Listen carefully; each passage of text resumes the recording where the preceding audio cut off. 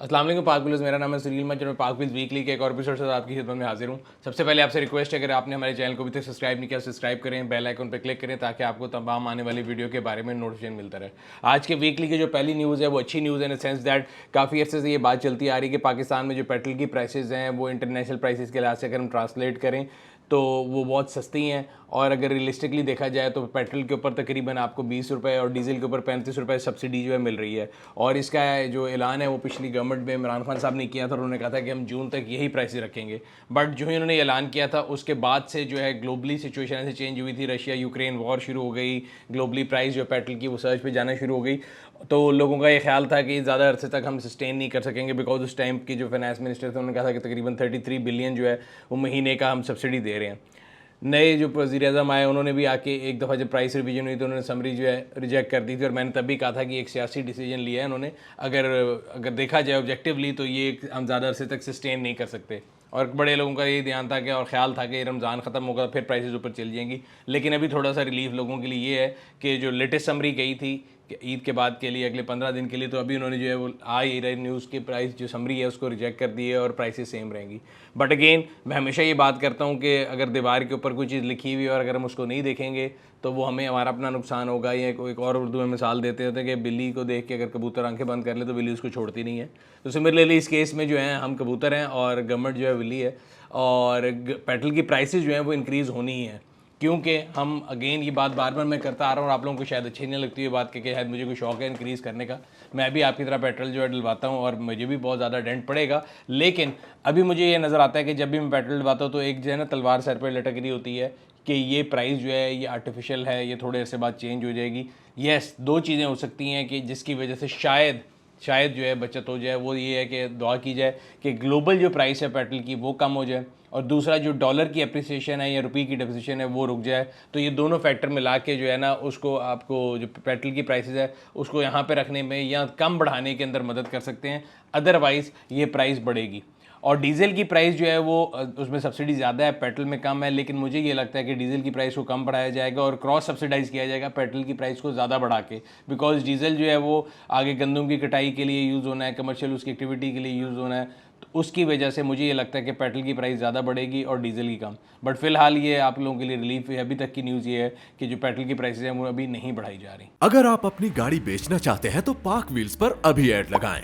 Day light में pictures लें, add पर गाड़ी की मुनासिब कीमत रखें, गाड़ी की मुकम्मल तफसील लिखें और एक्टिव फोन नंबर देकर ऐड पोस्ट कर दें।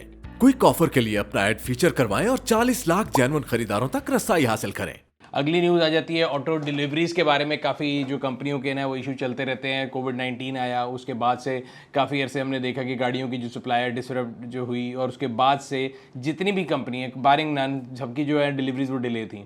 किसी की ज़्यादा थी, किसी की कम थी। उसकी वजह से हमने देखा शोरूमों पर लड़ाइयाँ हुई, लोगों ने शीशे तोड़े, लड़ाई मार कुटाई काफ़ी कुछ हुआ। लेकिन हमने आप लोगों को हमेशा ये कहा है कि जो है ना एज कंज्यूमर आपको अपना राइट जो है जैसे लीगल राइट जो है उसको एक्सरसाइज करने के लिए लीगल एवेन्यूज़ पे जाना चाहिए बजाय इसके कि आप इस तरह के एहतजाज और तोड़ फोड़ पे जाएं।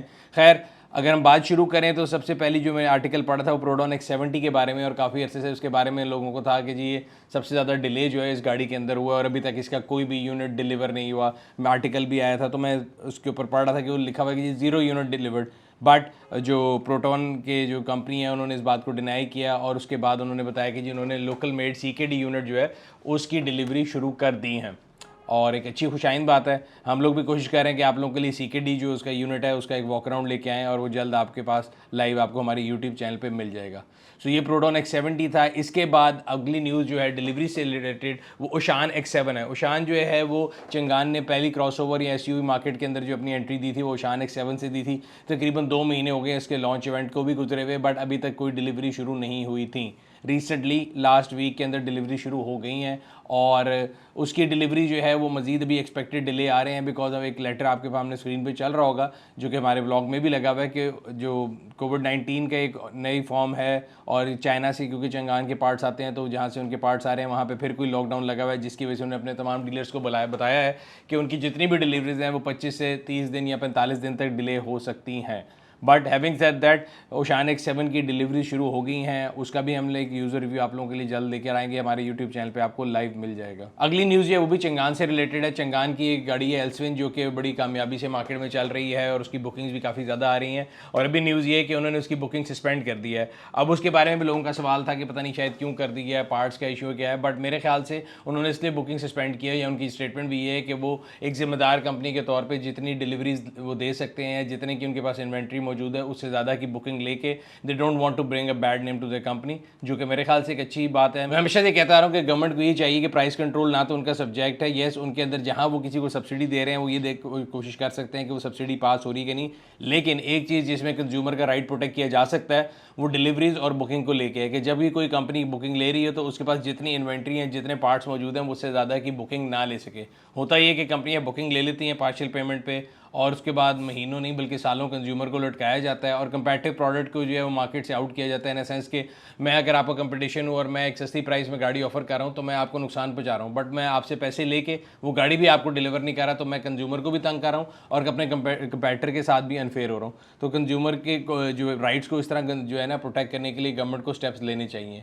खैर चंगान एल्सविन की बात हो रही तो एल्सविन की प्राइसेस भी लास्ट वीक इंक्रीज़ हुई थी, और अब उनका जो top of the line variant है जो कि एक ज़माने में मुझे याद है हमने रिव्यू किया था तो 23 लाख समथिंग का था, और हमने कहा था क्या कमाल वैल्यू टू मनी है, तो अब वो 32,19,000 रुपये का हो गया है। और मैं हमेशा आप लोगों से कहता हूँ कि जब भी आप कोई गाड़ी लेने का डिसीजन ले रहे हो तो मुझे पता है कि आप पार्क व्हील्स के रिव्यू ज़रूर देखते हैं, लेकिन ये चीज़ नोटिस कर लिया करें कि जब वो आप रिव्यू को देखें तो उसी दिन जाके आप पार्क व्हील्स के न्यू प्राइस सेक्शन पे जाएं, न्यू कार सेक्शन में जाके ऑन रोड प्राइस कैलकुलेटर जो है ना उसके थ्रू ये ज़रूर देख लें कि ये गाड़ी आज आपको अपने रिस्पेक्टिव शहर में रजिस्ट्रेशन कितने की पड़ेगी, और फिर उसको एक एनालिसिस कर लें कि जो वैल्यू टू मनी प्रोपोजिशन थी वो बाकी वीज़ा वी कंपटीशन जो है इस टाइम पे कहाँ पे ठहरती है। अगली न्यूज़ जो है वो एमजी को लेके है। एमजी जब से पाकिस्तान में आया है उन्होंने पाकिस्तान को एक नई गाड़ी दी, एक नई जिसे कहते हैं ना बहुत ऑप्शन वाली लोडेड गाड़ी दी, और लोगों ने उसको बहुत ज़्यादा वेल रिसीव किया। तकरीबन उन्होंने, मेरा ख्याल है if I am not wrong, कि 11,000 समथिंग यूनिट जो है पाकिस्तान में जो है उन्होंने बेचे हैं।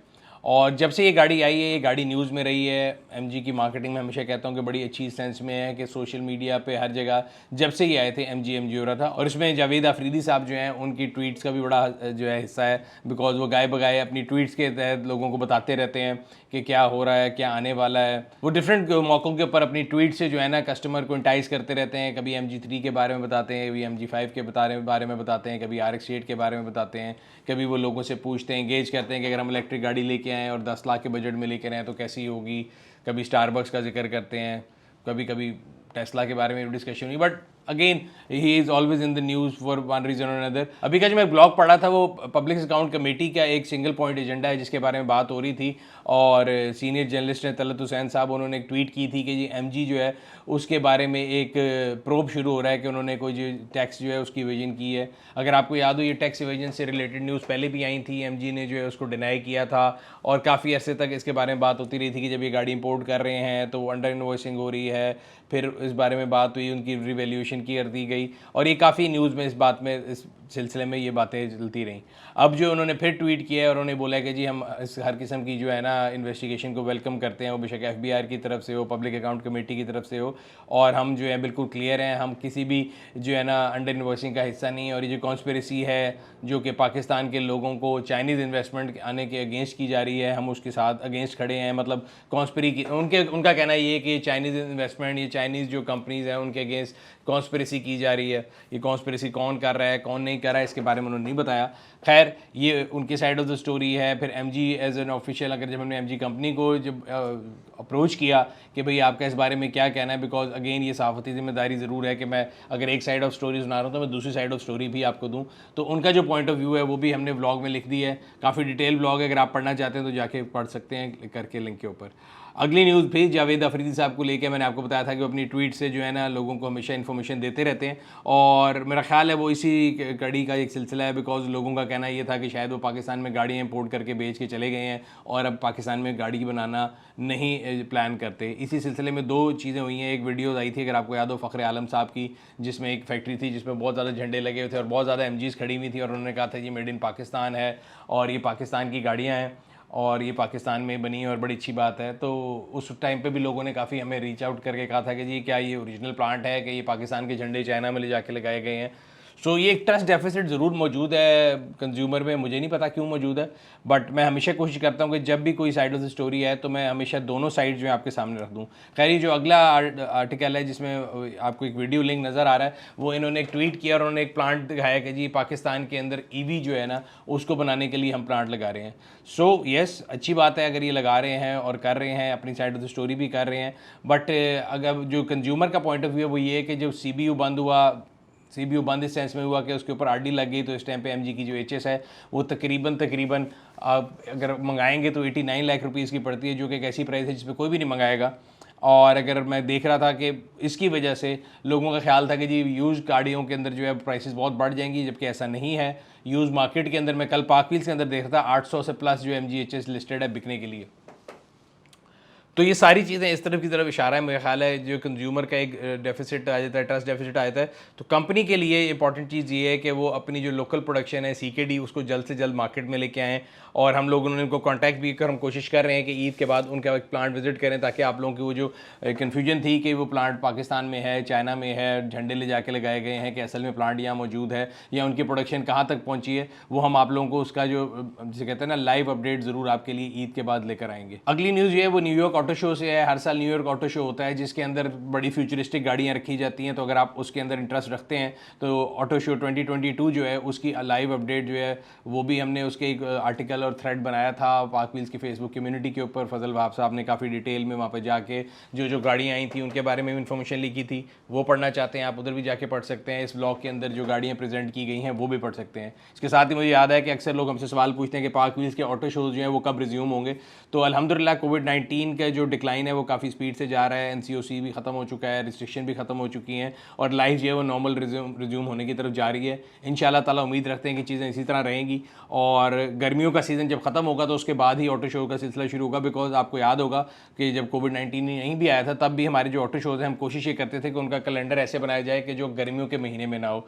सो उम्मीद करते हैं कि इंशाल्लाह ताला इस साल जो हमारा और आपकी मुलाकात आपके रिस्पेक्टिव सिटीज़ में होती है एनुअल कॉन्ग्रेगेशन की सूरत में, वो ज़रूर होगी और उसका जो एक कंप्लीट वो है स्केड्यूल वो भी आपके लिए जल्द जारी करेंगे। इसी तरह सरफरंगा रैली के बारे में अक्सर लोग सवाल पूछते हैं कि वो इस साल होगी कि नहीं होगी, तो इंशाल्लाह ज़रूर होगी। लास्ट ईयर भी हमारे सारे इंतजाम मुकम्मल थे, बट एंड टाइम पे जब वो सरफरंगा रैली की डेट्स थी तो उन दिनों के ऊपर गिलगित के अंदर और ये गिलगित बल्तिस्तान के अंदर कोविड-19 के केसेस जो हैं उनमें इंक्रीज़ आया था, जिसकी वजह से उसको पोस्टपोन किया गया था और फिर वो कैंसिलेशन की तरफ चली गई थी। लेकिन इस साल इंशाल्लाह वो भी आप लोगों के लिए ज़रूर लेकर आएंगे। पाक व्हील्स ऑटो स्टोर के मैसेज की तरफ चलते हैं। मैंने आपको लास्ट वीक भी बताया था और ये प्रोडक्ट जो है ये पाक व्हील्स की अपनी प्रोडक्ट है, ऑल पर्पज़ क्लीनर है। अगर अभी तक आपने ऑर्डर नहीं किया आप इसको ऑर्डर करें। आपकी गाड़ी के इंटीरियर, आपके इंजन बे, हर ये कि आपने कोई भी जगह इस्तेमाल सफाई के लिए इसको इस्तेमाल कर सकते हैं। Because it's all purpose cleaner, खुशबू इसकी बहुत अच्छी है, नॉन एसिडिक है, आपके हाथों को जो है वो ख़राब नहीं करेगा और आपकी गाड़ी के अंदर से एक जिसे कहते हैं ना नई गाड़ी जिसे स्मेल जो है वो आती रहेगी। तो बहुत अच्छी प्रोडक्ट है, मैं इसको खुद भी इस्तेमाल कर रहा हूँ। अगर अभी तक आपने ऑर्डर प्लेस नहीं किया तो नीचे लगे हुए लिंक पे क्लिक करके ऑर्डर प्लेस करें।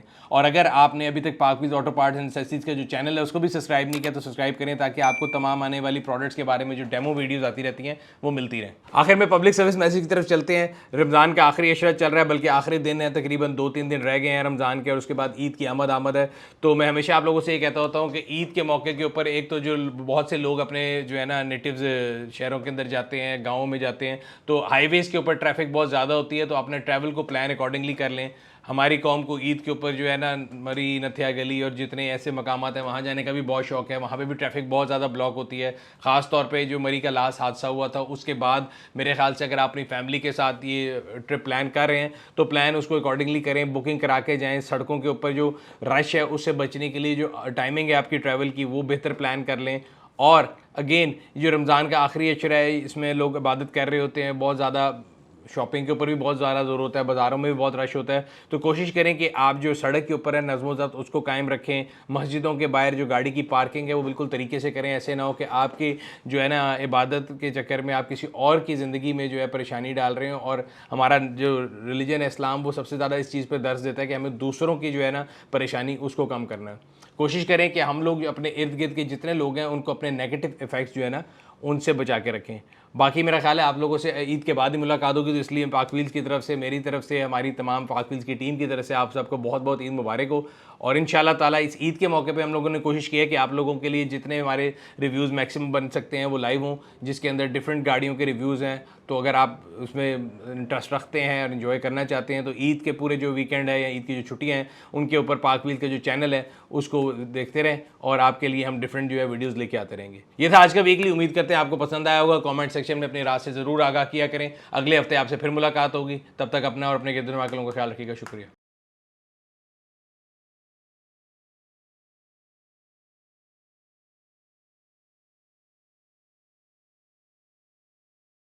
Gaudi Kittens, only on Park Wheel.